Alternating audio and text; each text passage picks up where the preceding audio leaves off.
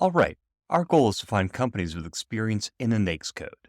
And the first way is to go to dsbs.gov, find the NAICS filter, put in the code you're looking for, hit return, and you'll get a list of small businesses that have registered in that NAICS code. And the upside to this approach is that DSBS has some great data, like company write-ups, points of contact, and other useful stuff.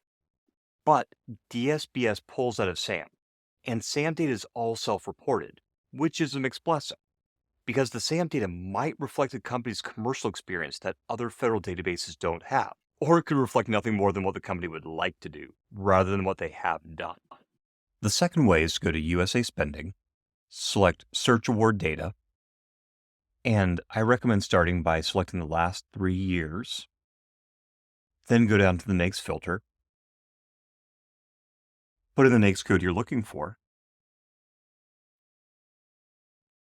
select it, then select Search, come over here to Download, select Award, and Everything. Once the data is ready, go into your downloads, then open up the folder, select Contract Prime Award Summaries, select all the data, go to Insert, Pivot Table, OK. Then in the Pivot Table search area, go ahead and type in Recipient.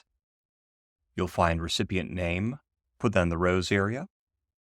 And then I recommend also coming up, taking Award ID, PID, put that in the values, then right-click on the Count of Award ID, PID column, sort largest to smallest, and now you can see all the companies that have received awards in that NAICS code by the volume of awards received.